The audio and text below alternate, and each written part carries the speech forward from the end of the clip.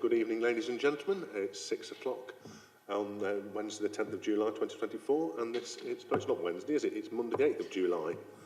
I can't wait for Wednesday, all right? I think we all know why.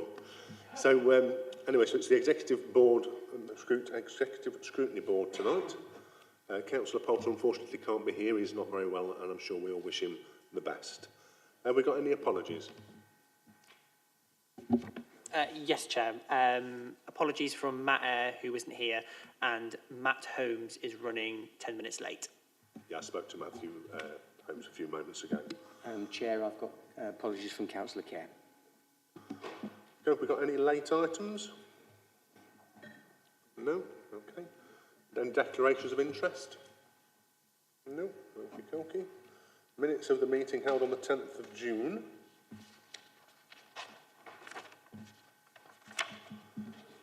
Anybody got anything to say about it? Move and second. Thank you very much. Forward plan. We got anything on the forward plan? No? No? Okay, move that. So we'll go straight on to the Council Cabinet agenda. Right. So item 8, we'll start with the Food and Safety, Food Standards, Animal Feed and Health and Safety Service Plan. Any comment? I think we could be in for a quick one tonight. Thank you. Yeah. Are you speaking? Good evening, Chair. Yeah, I'm Doug Waltman. I'm the Head of Service, which covers this part of regulation. If you want, I can just give you a bit of a brief overview. It is a standard report, Chair. We bring it every year. So it's the Food Safety, Food Standards, Animal Feed and Health and Safety Service Plan. We have a statutory duty to regulate food and health and safety in the city. This report that we're presenting seeks approval to adopt the 24-25 Service Plan for Food Safety, Food Standards and Animal Feed and Health and Safety. The Health and Safety Executive and Food Standards Agency are the government regulating bodies. They statutorily require these plans to be produced and approved by members. They outline how the service operate, performance on last year's business and the team's commitment for the next financial year. We are still playing some catch-up as a result of COVID, but all our high-risk priorities were completed in 23-24. We have had approval to fill one additional full-time equivalent food safety officer into the team to help with backlogs, and we're looking to recruit to that currently. The report does say that we are under-resourced, but we are focusing on our high-risk and priority areas so the Council can be assured that we're meeting our highest risk priorities and protecting our most vulnerable citizens. And the report will also allow the Director to make any in-year changes if needed. And that's it, Chair. So any questions? Thank you. Do we have any questions? Councillor Bolt. Yes, thank you, Chair. Just following on from what the officers just outlined, thank you for your outline. I appreciate that the report is very lengthy. You mentioned the backlogs and the department being under-resourced. Can you perhaps give some indication of what the backlogs are and in what particular areas you need to concentrate on? Because clearly we want to make sure that Derby people are getting the best service. You mentioned we need to protect citizens, which is clearly what we want to do, but from the backlogs that you mentioned, what are the particular issues that you want to highlight and tell us about? Hi, I'm Elizabeth Osterholm. I manage the Food and Safety Service. So the backlogs that we've got are in our lowest risk categories, so they're classed as D&E rated premises. These tend to be more shops and retail as opposed to full caterers. We have been audited by the Food Standards Agency 2 times this year, and they're happy with the focus that we're taking.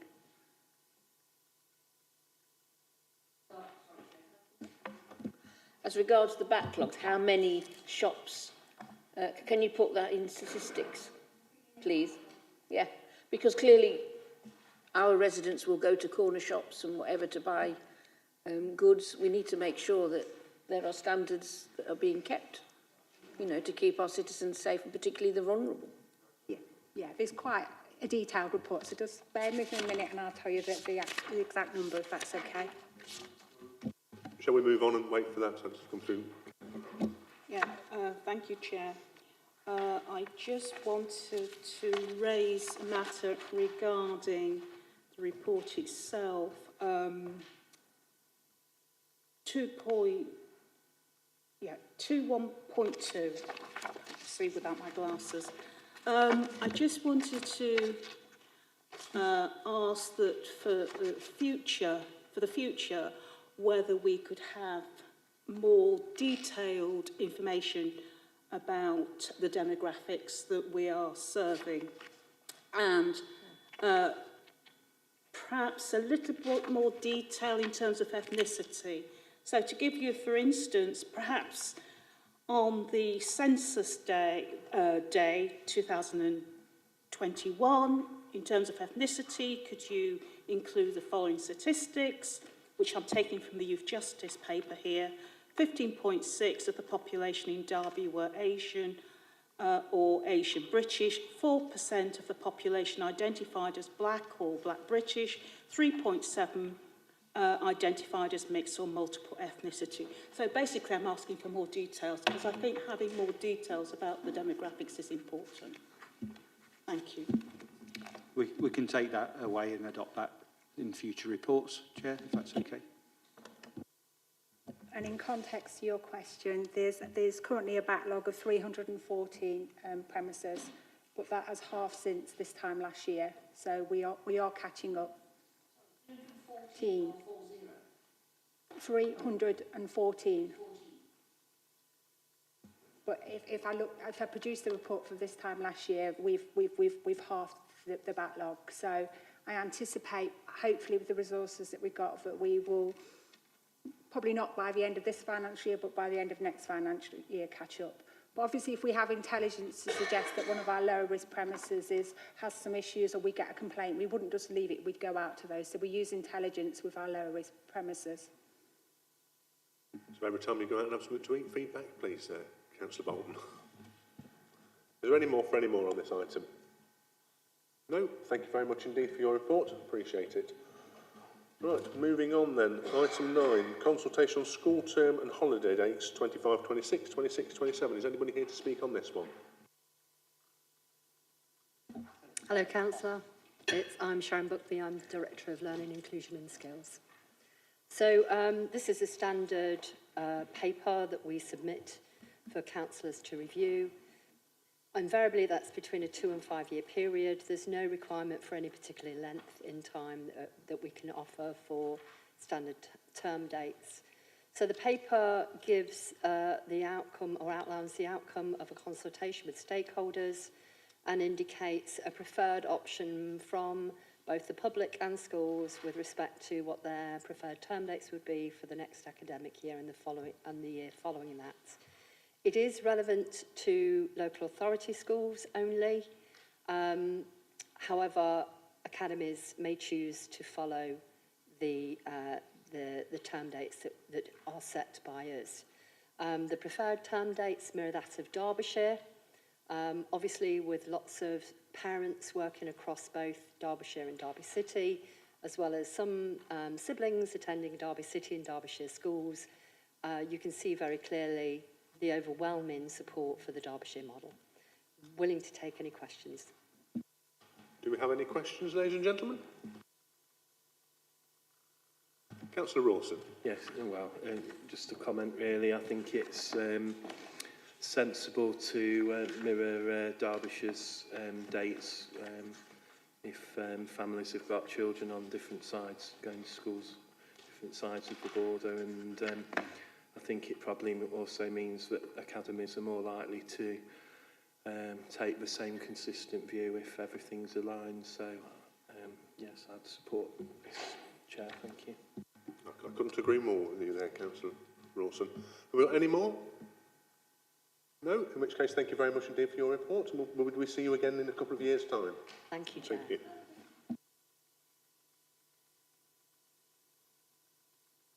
So we move on now to Adult Social Care Community Service Commissioning Programme for Younger and Older Adults. Who's going to Thank you, Chair. Gamal is Director for Commissioning, Chair. If I draw out headlines within the report, if that's okay. So the purpose of this report is to seek approval to commence a commissioning programme for a range of adult social care community services, 3 particular categories, one being supported living, and the provision that is delivered within a person's tenanted housing or within their own home to be able to live as independently as possible. As of March 2024, the Council was supporting 361 customers within supported living. So that's one area, Chair. The second area is around day opportunities, a range of services to facilitate access for meaningful activities during the week for people, adults that are eligible under the Care Act. And again, at March 2024, 370 customers were supported within that category, and the report outlines a bit more detail there. And Chair, in terms of the third area category is around home care services, services that provide personal care for people living in their own homes, and those packages of care. And as of March 2024, the Council was supporting just over 1,300 customers within those categories. The report itself outlines further detail around market position statements and analysis, and working with providers to take that forward, and together with co-producing specifications for those categories of service is outlined within the report to do that, and more detailed around why we are seeking to do this, including the proposal for much more longer term contracts to have market stability, but also sort of consistency and continuation of care, and providing that care with providers that provide that continuity within that space. In terms of timescales, for supported living and day opportunities, the aim is to go to the market and have that sort of operational for April 2025. For home care, it's for September 2025. And Chair, I'll just draw out some of the financial context because it's helpful to have that within there. So 7.1 in the report shows this is a large value contract that we are putting in place. So current spend is a significant number, as is with all councils in terms of adult social care. So the home care spend annually is around £20 million. Supported living is just under £20 million, and day opportunities is £5 million. So the annual expenditure is just under £45 million. And the recommendations in this report are moving towards a model whereby we create a 8-year contract across those 3 areas with break clauses, which gives market stability, taking that forward on a focused commissioning kind of time period to get these in place, but engaging absolutely with customers and users to shape the specifications, and then with providers looking for value for money, and also social value in terms of the council awarding long-term contracts and ensuring social value is also prevalent in those contracts as well. Chair, so the recommendations in the report to Cabinet are to approve, in line with contract procedures, a contract award for a period of 8 years following detailed diligent commissioning, to approve the commissioning activities with an annual value of about 44 million, but at 8-year value, of course, closer to just under 360 million, and 2.3 around, once we've done the commissioning process, to delegate authority to the Strategic Director and the Director of Corporate Resources in consultation with the Cabinet Member to take this forward. And Chair, we've been working closely with the Cabinet Member in order to bring these proposals forward. Happy to take any questions. Thank you, Gamal.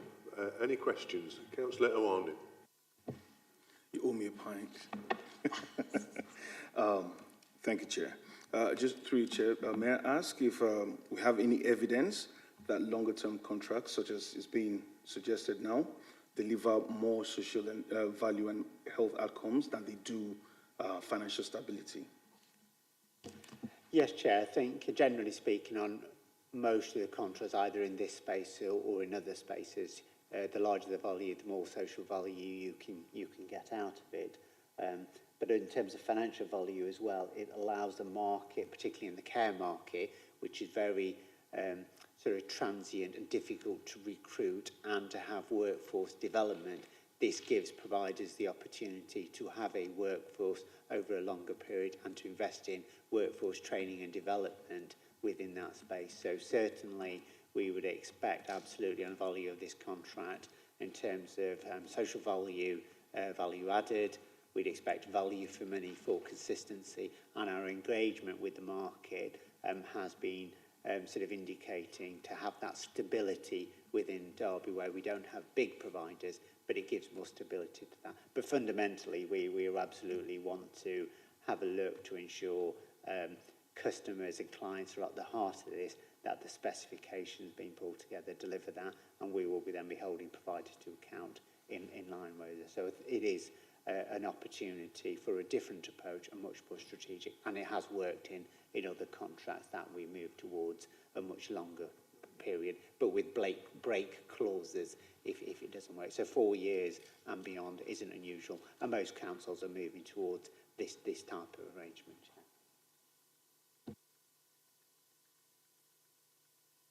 Councillor Bolton.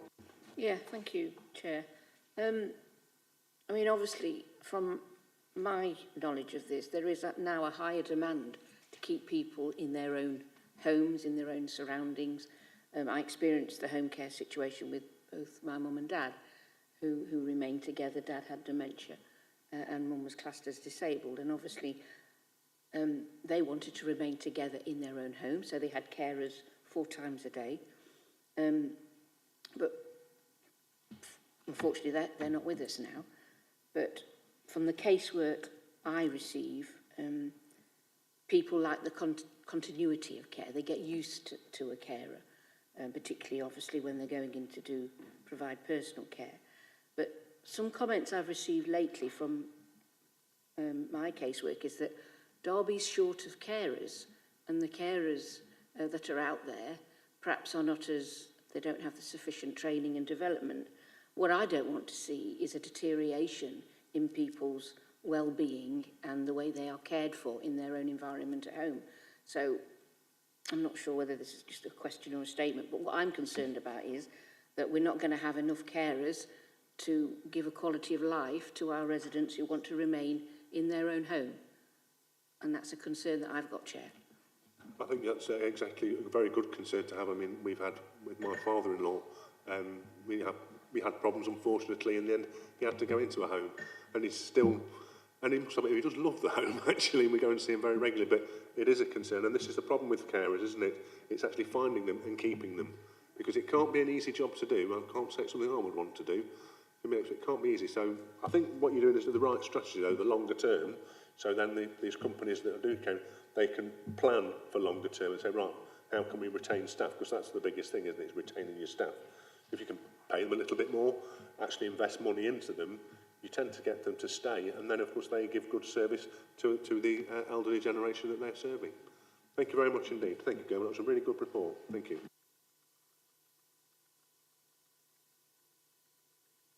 Right, moving on. I think this is our final item, isn't it? Oh, no, sorry, one more after this.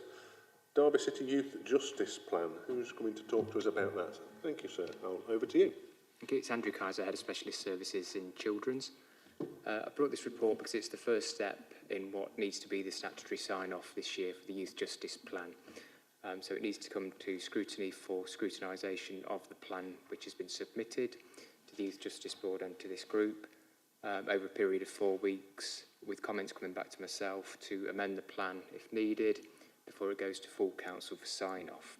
So in previous years, the report has been signed off by either the chair of the Youth Justice Partnership Board, which is a statutory group of all members of the Youth Justice Service, and partner agencies such as police, health, social care and probation service. So there has been a change this year from the Youth Justice Board, which is our regulatory body for youth justice services across England and Wales, that it has to go for full council sign-off. So I brought the report, it's been submitted, you can see the detail, and the reason it's so detailed and lengthy is because the Youth Justice Board provide us with a grant each year which provides us with a lot of funding for some of our staff and services for children and young people, and they set out the details and the contents of the Youth Justice Plan. It's then up to local areas to consider how detailed the content of that plan is, and we've kind of gone for a kind of mid-length, medium-length style of report. And it sets out what we've achieved in the last 12 months, what we hope to achieve with our funding from the Youth Justice Board, performance data, quality assurance, partnerships and governance arrangements. So I've set out in sections 2.1 to 2.3 the process that this report needs to go through to have that scrutiny, have that feedback to myself and make sure that it goes to full council and they're appraised of the report. Thank you very much. Any questions? Yes, Councillor Wright. Yeah, thank you, Chair. Thank you for the report, extremely comprehensive. I just wanted to make some observations, please. I want to thank you for the information that you've provided in the report in terms of the population and the demographics. I think it's important that we have as much details as possible because, as you know, certain demographics tend to be disproportionately involved with the criminal justice system. So it's important that we're aware of that. Also, with respect to other observations, for example, in 2021, there were 77 conceptions under 18 in Derby, and it's indicating here that these sorts of conceptions tend to be higher in Derby than elsewhere. So that's one observation. Also, the observation concerning self-harm. Is it higher for our city than other cities? And then the observation relating to those who participate in education and training. It's indicating here that for Derby, perhaps more needs to be done because the participation appears to be low from what's indicated here. And then on page 10, action 2, the heading fewer children and young people reoffending. Quite pleased about that.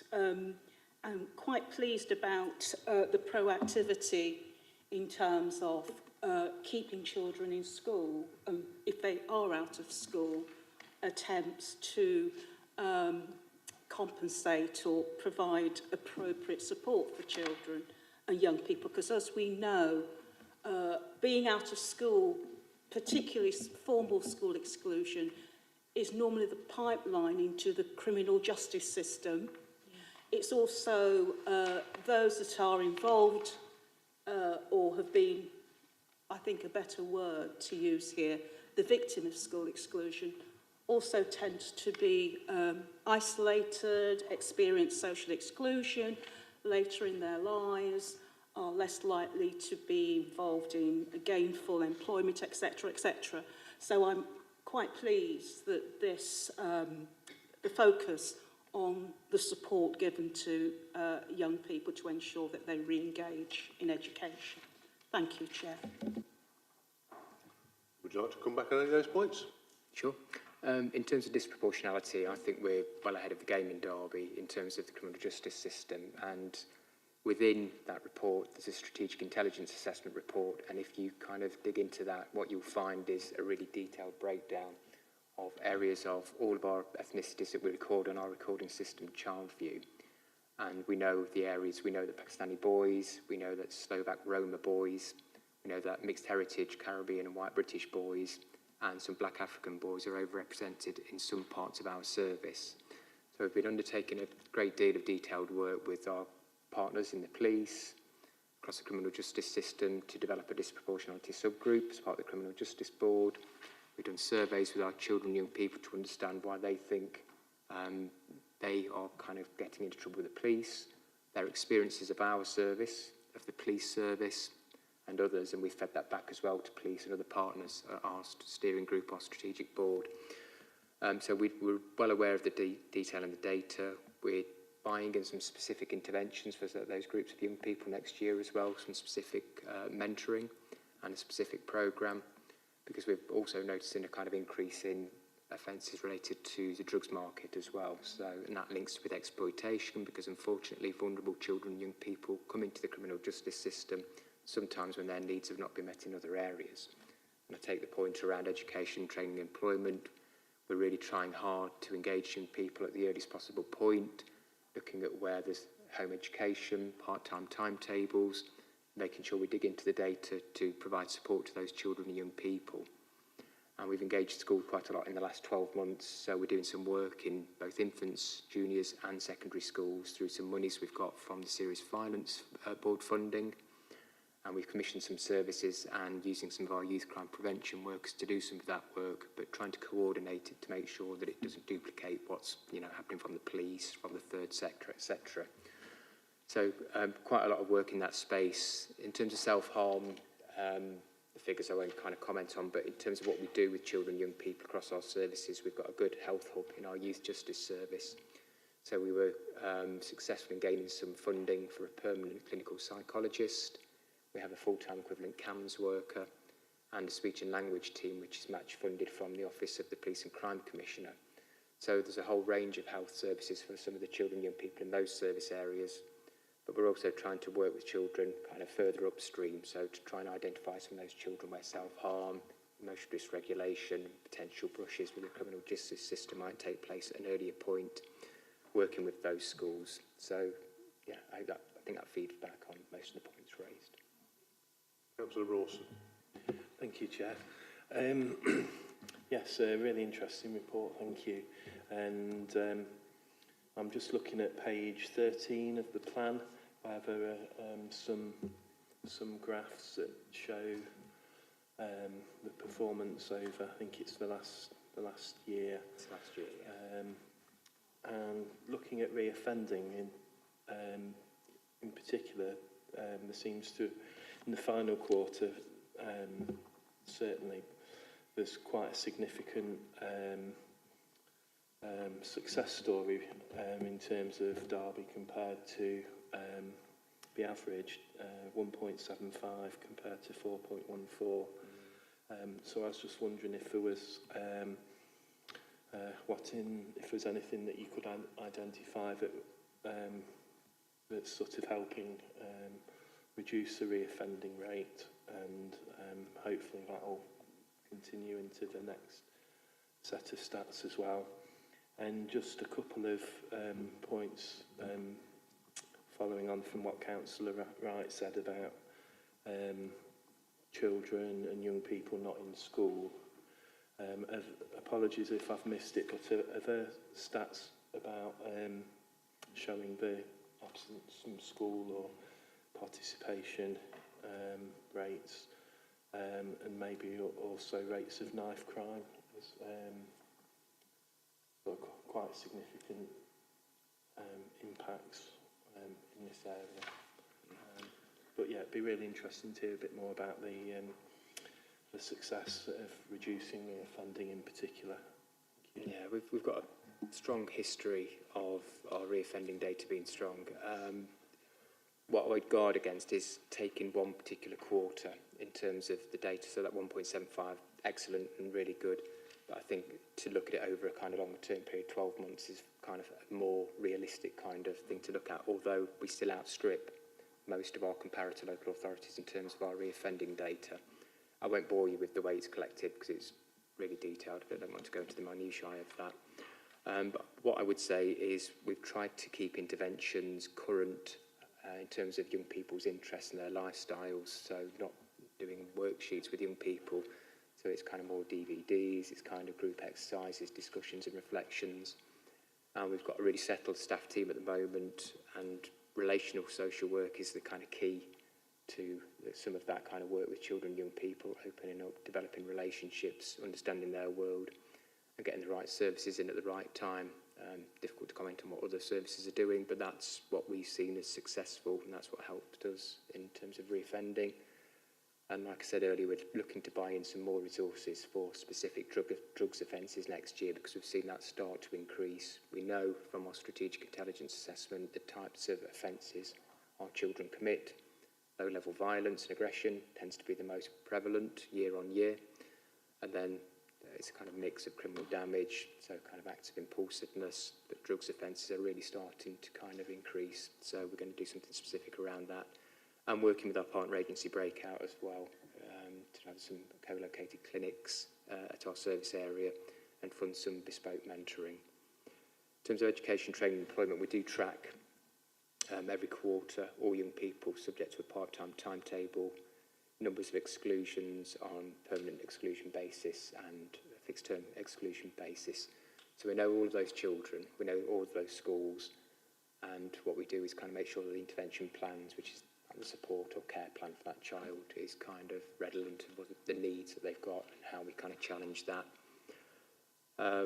We're also doing the work in the schools that I mentioned earlier. So we targeted some of those schools based on the data of those with the highest exclusion rates to try and make sure that they were offered that support for direct interventions with young people or group work. What the third point you mentioned, Councillor?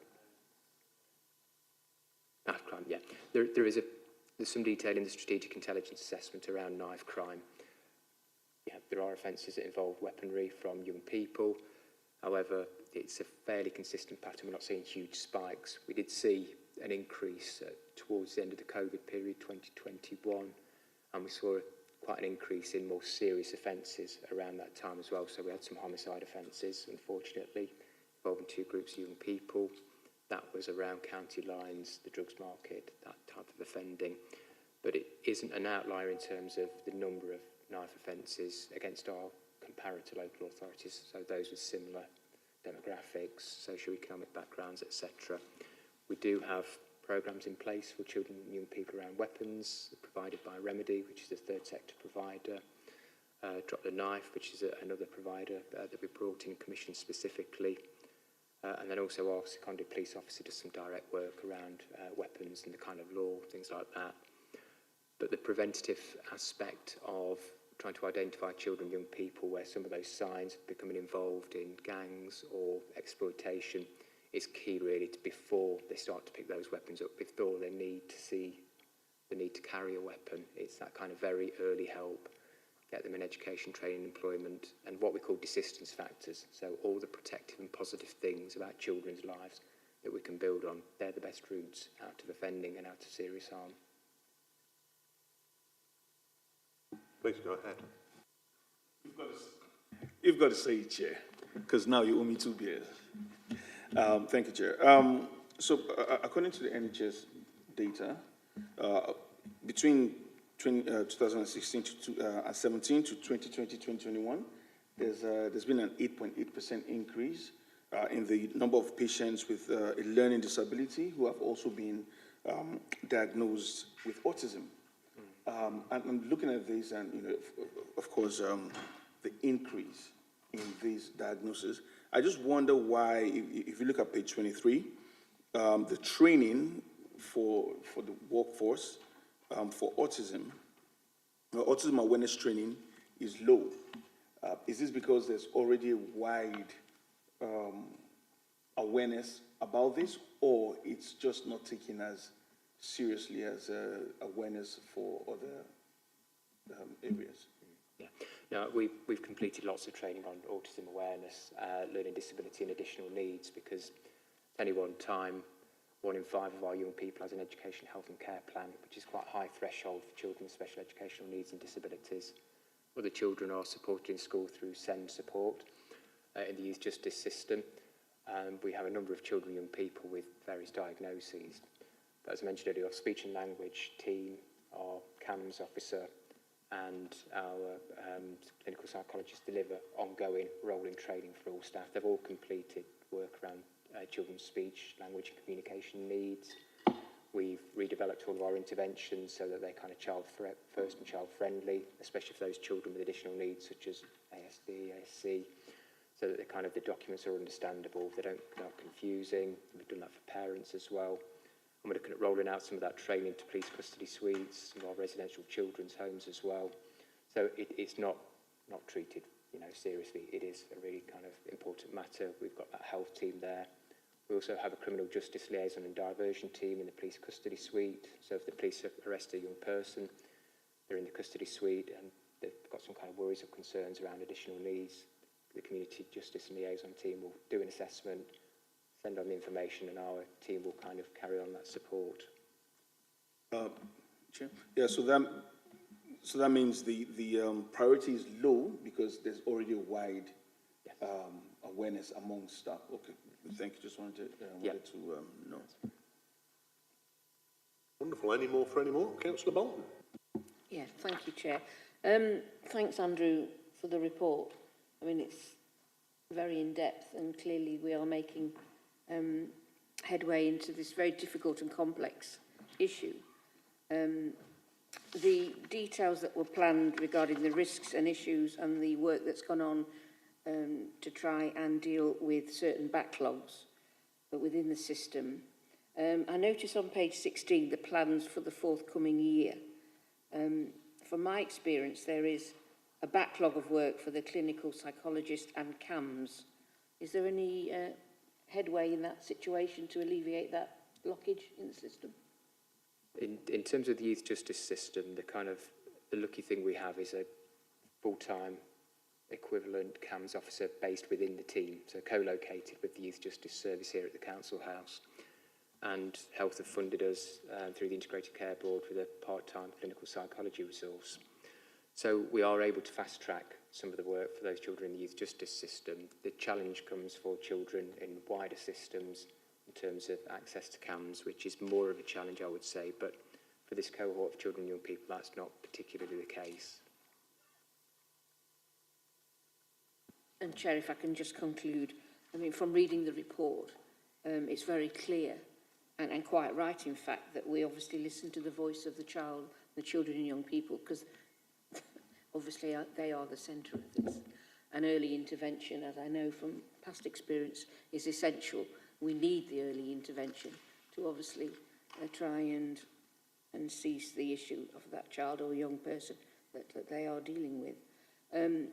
Undoubtedly, and thankfully we've now got a Labour government, the cost of living crisis has had real influences in the situation in various of our communities.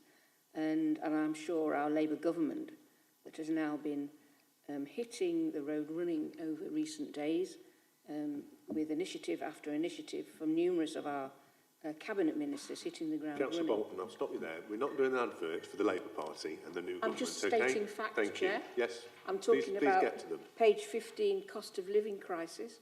So I am talking to the report, if you'd allow me. So clearly, in the next report that Andrew and Sue-Ann will be putting to us, clearly there will be more positive action. And if you'd allow me to say that, Chair, is that okay? I mean, I'm sure as city councillors, we would all want positive action within our wards. I don't think that's political in any way.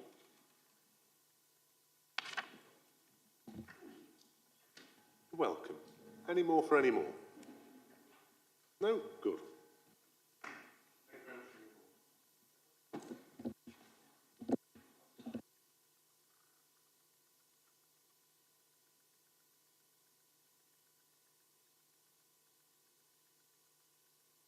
Right, that brings us on to item 12, compliance and contractual financial procedure rules. Who's going to be talking on this one? Hello, my name's Tammy Whitaker. I'm Director of City Growth and Vibrancy. I can talk to the Guildhall and Andrew will pick up the other matter. So one of the matters within the report is seeking approval for £187,000 to progress early works for the Guildhall programme and to add that to the capital programme. The reason for this is that we have submitted a project change request to the Department of Levelling Up Homes and Communities, but because of the general election, there's been a delay in the decision of that. However, we believe that the requirement to spend by March 26 still stands. Therefore, we need to be able to progress the works to enable us to meet the project timescale. The intention is that the funding will come from £45,000 that we've already been awarded by the Levelling Up Fund scheme, £55,000 which has been earmarked for the roof of the Guildhall, which is no longer required, and £84,000 from the car park assembly rooms fire alarm system, which again is no longer required because there's been changes to that project. Awarding the funding will allow us to carry on with the early stage survey and design work to provide an updated scope of works and work towards REAPA Stage 2 and for final costs for the Guildhall. Okay, thank you very much. Have we got any questions? Councillor Bolt. Yeah, well, I'm just really pleased that we're moving on with the Guildhall, to be honest. You know, I'm consistently badgered at surgeries that, you know, local groups have got nowhere to either perform or go and see a performance in that sort of environment. And I think it is missed in the city. So I'm really pleased that we are moving on with the Guildhall works, and that building will be put back into good use within the city, and indeed, obviously, the heart of the city centre where we need it. I couldn't agree with you more, Councillor Bolton. Anybody else? No? Okay, thank you very much indeed. Are we... Sorry, I missed it. What was this one? Oh, the Central and Ashgate Nursery, item 13.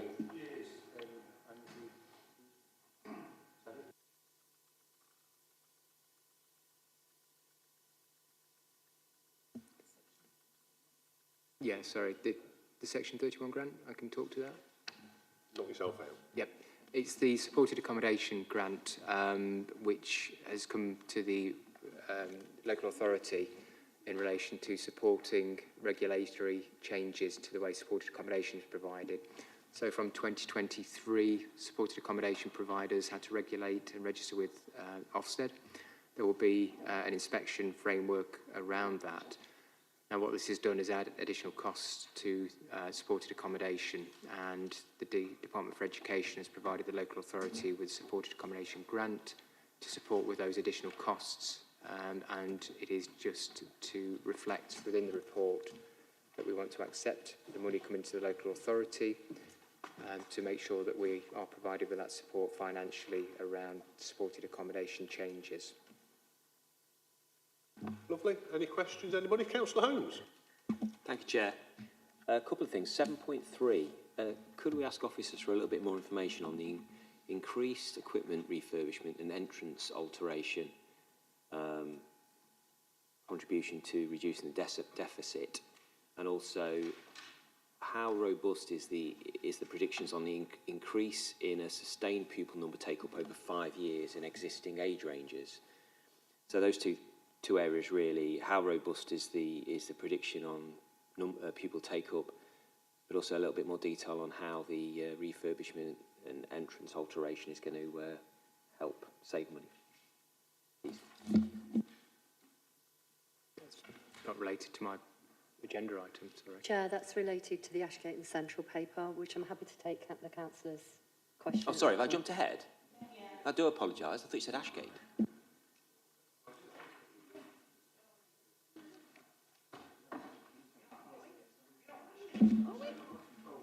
On item 13, Ashgate. Oh, I thought we were dealing with that agenda item 12. Are we not?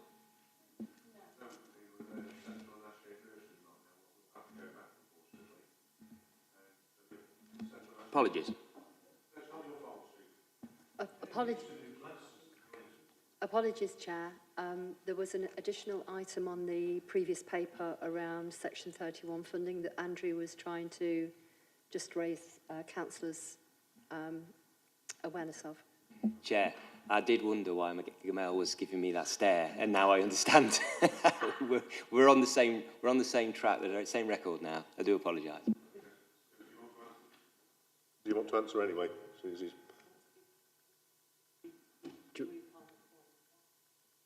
Around the supported accommodation, do we need to do that again? So we're finishing item 12 now, which we have to move on. No, okay, Councillor Rawson. Yeah, thank you. No, it's probably my ignorance. When we're talking about this supported accommodation, is it for 16 to 18-year-olds? It is. Yeah. And do we have a single provider, or you just just explain a little bit more about how it works for me? Yeah, it's so supported accommodation is used for those aged 16 to 18. We have a number of contracts with local providers and some across Derbyshire and Nottinghamshire as well. And at the moment we number around 70 to 75 children and young people who, under the Children Act, either Section 17 or Section 20, they're either classed as a child in need or a looked after child, can access this type of accommodation under what's called other arrangements under the Children Act. So it can be, there's a full assessment under a single assessment for some of those children, and they access that accommodation, but the costs have increased because of the need to register. Previously, before 2023, there wasn't a need to register those provisions. They were called unregulated in the legal parlance.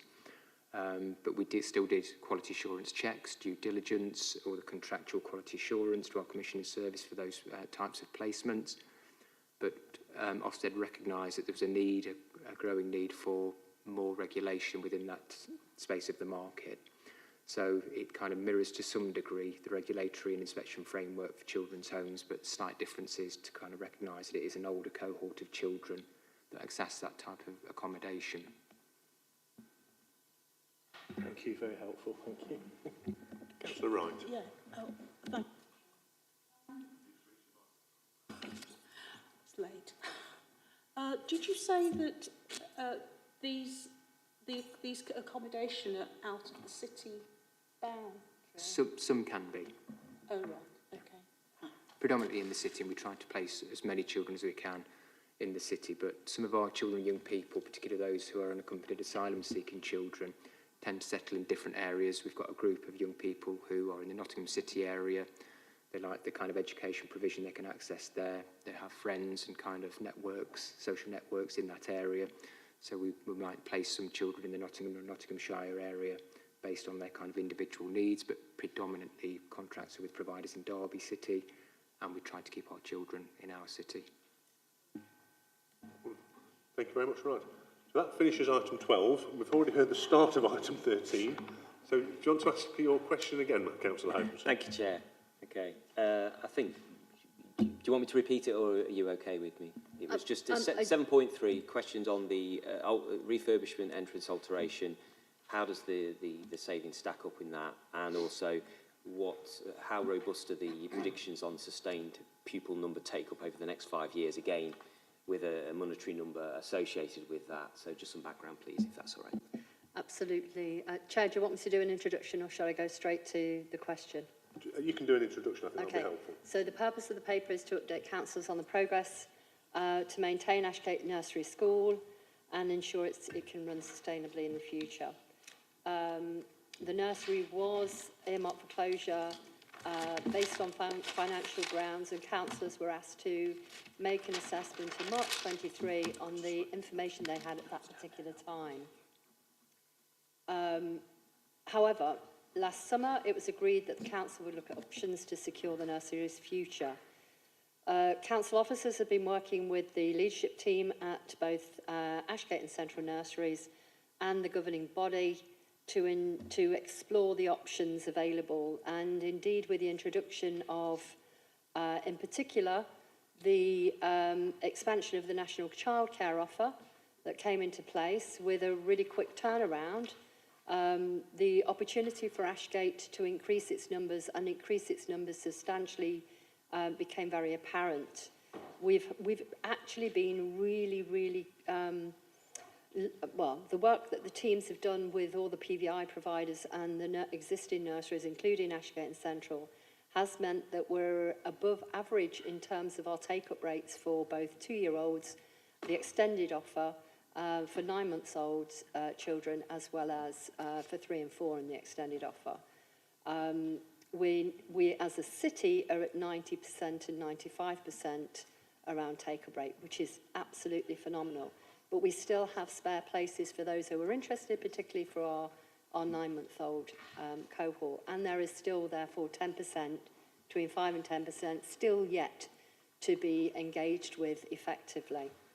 So in addition to the expansion of the national childcare offer, the councils, we've also been working with all early education provision, particularly our maintained nurseries, to explore how commercial they are, and whether or not they're reflecting what they can reflect and undertake the work that they could do with children, very similar to PVI setting, but obviously as nurseries there is still a statutory requirement for an improved teacher-pupil ratio. We've also looked to ensure that there's closer links with the family hubs for obvious reasons. The family hubs have been exceptionally successful in Derby, and with the link with home learning, there's a real drive for children to take up the places within preschool environment. And we know that preschool environments are the foundation for inclusive education. What happens preschool happens for the rest of a child, so it really impacts on the rest of a child's life. We've also built on the SEN expertise of both Ashgate and Central and explored the ways in which we've learned from the learning from the Education Endowment Foundation, the reports that have come out of the DFE and Ofsted, around the type of interventions that's needed to support children to particularly catch up as an impact of the pandemic. And we can't understate the impact of the pandemic. It's been incredibly difficult for our children to understand the levels of school readiness and actually fulfill their child development ambitions. So to look at how we explore that, take lessons from around the country, research reports, and to put into place a new early intervention team that pulls together the right skill set, both with funded by ourselves as well as from the Early Years Grant, as well as health, and work alongside our Family Hub colleagues. There's a real opportunity to further the expertise within Ashgate and Central around special educational needs and additional needs, and then explore how we can more fully impact on children's readiness for the next phase of their education. It's not only children with special educational needs, it's also those children who, for whatever reason, and in particular, impacted on environment. And we've already mentioned the impact of the cost of living, and it really has impacted on developmental aspects too. So with that, there's an opportunity for us to actually go into achieve a balanced budget, I'll say that more cautiously, by 27-28. Shall I go over to, is that okay? So Councillor, you asked about the sustainability. We've been actually quite cautious in our predictions and work with. The take-up rate across Ashgate and Central has increased significantly. When we first brought the paper to you, the autumn term was very much, the take-up rate in both schools for the autumn term, spring and summer were quite different. So autumn it dropped to 50%, heavily impacted on the number of students as well as the number of single-person accommodation, then rose by the summer term to 100%, but it was that 50% that really did undermine the stability of the schools. We're looking at starting at 85% this autumn, which is a significant increase in their numbers. However, we do believe that with the development of a child development centre, that's going to enhance their opportunities to increase further and then ensure those with additional needs. Now, that team will not only work within Ashgate and Central, it will work peripatetically across the city, but targeting our areas where there are highest rates of referrals for an education, health and care plan, as well as the highest rates of deprivation. So if the work is successful, we intend to expand it out and look at how we can maybe take that team out, double up the team in future years. But we want to make sure it works for Derby first. So in terms of sustainability, we're being quite cautious, but it will be something we'll be focused on. And if councillors would like, we can bring an update report on an annual basis as to whether or not they're achieving those milestones. But we haven't. We could have pulled that forward a year, but I would sooner stick with our predictions, our financial predictions with our finance team around 27-28. You asked about a capital spend, isn't it? Yeah, it was just the refurbishment and alteration and how that is going to help really in terms of financial. So one of the things I've been really citing on since joining Derby City Council has been whether or not our resources and our provision is relative, inclusive environments is a core part of our provision. There was a real challenge on the current entrance for Central. It's not, on a darkly lit night, it's not the best entrance to, or morning, to be taking or retrieving children.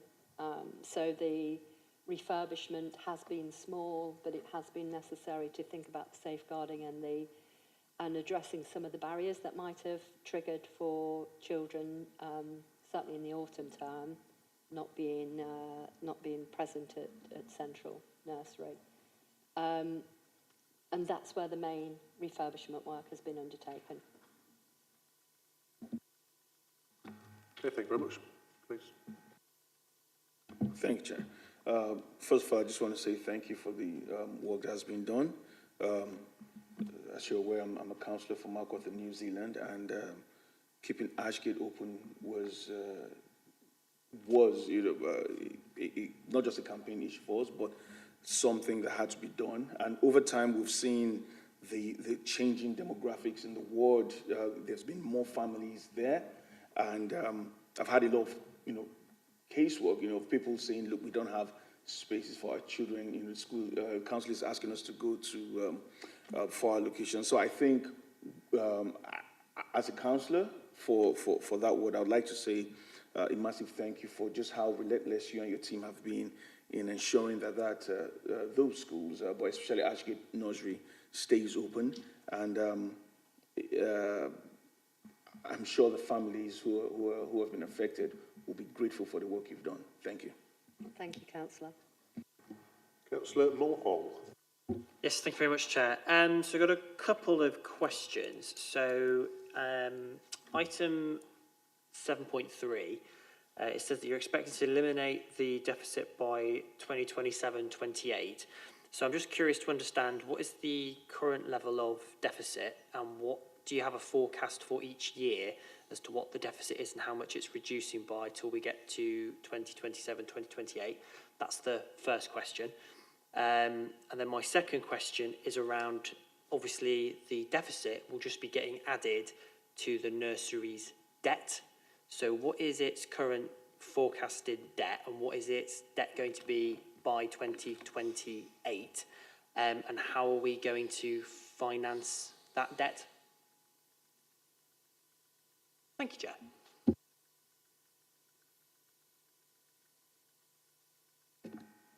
You want to come back on those points? Yes, Chair. I do have some of the detail, but not all of the detail. I'm happy to share some of the detail after the meeting with the councillor.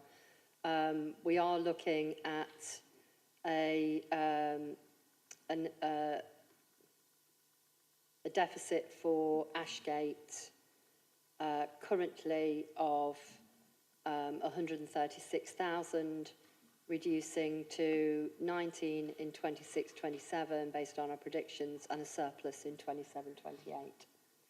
27-28 of 23,000. However, again, the drop from this financial year to next has also been due to looking at staffing structures in a whole range of different areas to make sure that it is feasible and also meets the requirement. So the deficit does take into account, it is based on a cumulative approach, so we expect them to overachieve actually year on year. And that's due to the increase, and essentially at the moment it's due to the extended duties rather than anything else, because we haven't really factored that element in.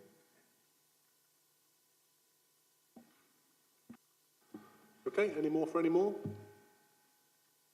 No? That it? Right. Any more that we've done here? Yep, done. Right, thank you very much indeed for all of you attending.